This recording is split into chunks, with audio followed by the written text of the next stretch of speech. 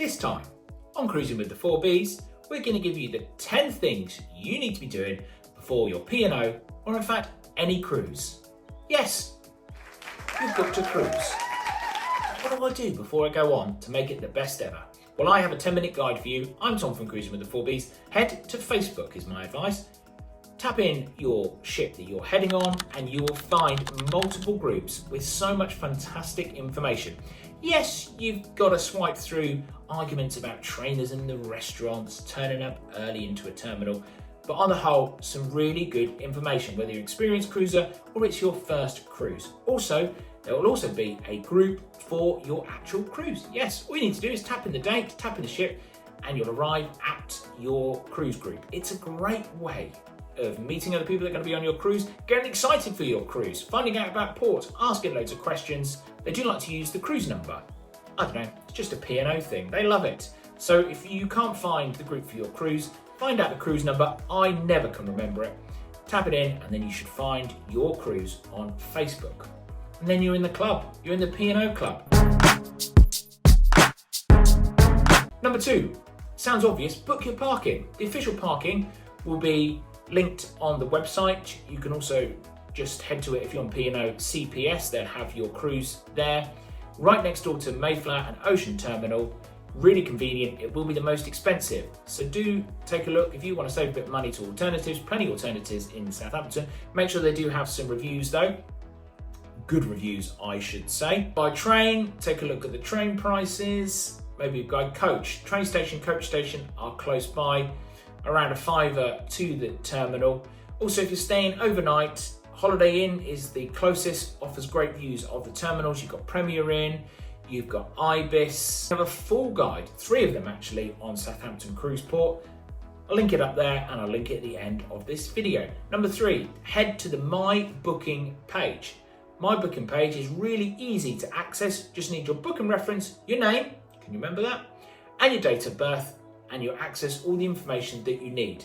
First of all, head there and put all your details in, your next of kin, your passport number. That will give you a head start before you head to the check-in 3 weeks before your cruise. Also on that page, it will give you all the information about your cabin. It will give you information on the ports you're heading to. Some of the extras, you may want to have internet. I would say if you're having internet, then do take a look at how many times you're in ports. Will you need it for the whole cruise? Or is it better value to get it booked on board for daily or hourly rates? Number 4, related to the My Booking page, if you head to My Itinerary, that will give you all the itinerary of where you're going on the cruise. It will also give you information on what the dress code is for each night. Formal night, a celebration night, where lots of people get dressed up in beautiful dresses, bow ties. It looks fabulous. I would say around 90% of people do get dressed up. Don't worry though, if that's not your thing, there's always options for restaurants to eat, non-formal beach house, the buffet. There's always pubs that you can go in on board, so you don't have to be locked in your cabin to enjoy it how you want to enjoy it. But if you do enjoy formal night, then this will give you a good indication of how many jackets you need, how many suits, how many bow ties that you need on your cruise, and you can head out and splash the cash. On My Booking also, they'll have all the information on the shore excursions that you might want to book. What are the advantages of heading on a shore excursion? Well, A, convenient. You'll meet on the ship, you'll head out to your coach, you'll have a local guide. If you get stuck in traffic, if it's quite far away, then on the way back, the ship will wait for you because you're on an official trip. The disadvantages are, of course, it's more expensive. Cruise companies know this. They know how convenient it is with the local guide, and also most importantly, if you're scared of the ship going without you. I would say it's a lot cheaper to do it DIY, but if you are going far away from the port, if you are worried at all, don't mind spending the extra cash to then head on the shore excursion. But if you are thinking of doing DIY, taking a look at the shore excursions is the best way of finding out what are the best places to visit, because P&O would have checked them all out and will be going to the best places. So then you can compare with a bus, maybe a taxi ride away, how much the admission is. I have found sometimes you can save, especially with a family, for hundreds of pounds, hundreds of euros if you do it DIY. Head to YouTube for number 6 for those ship tours. Yes, if you're the type of person who's worried about the ship you're going on, maybe your first time cruise, or maybe you've never been on that ship, head into YouTube to check out ship tours It's a brilliant way of getting a head start before you get on board, so you're not going to be potentially getting lost. Also, you can take a look on your cabin.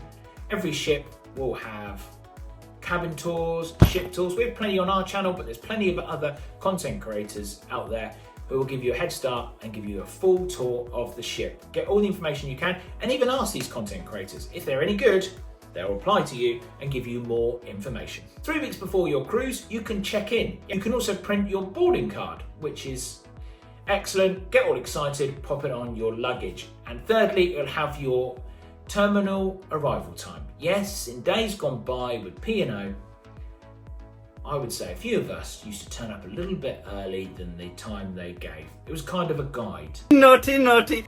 And if they said no, you just turn away and say, never mind.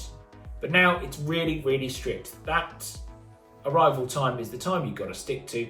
If you turn up early, you will be made to queue up outside. 90 minutes, 2 hours. You can drop your bags off from 11 a.m. in the morning. So it's a great way, get rid of your bags, go and park your car, head into Southampton and enjoy all the things that Southampton can offer. You'll get an upgrade. Woo! Well, you'll get an upgrade email, and that will list all of the cabins you can upgrade to. It will give you a minimum price that you can pop in. Things to remember: do you really want that cabin? Do you have the money? Would you prefer to spend that money somewhere else on your cruise? Remember, you're given 72 hours if your upgrade bid is accepted.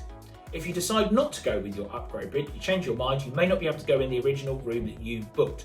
So if you booked a Pacific room which you really loved and you refuse the upgrade, then you'll go back to your original category of cabin, but it may not be the Pacific cabin that you book. So keep that in mind. And also with your upgrade, you can't pick a Pacific room. You've got the category, but you can't pick a Pacific cabin.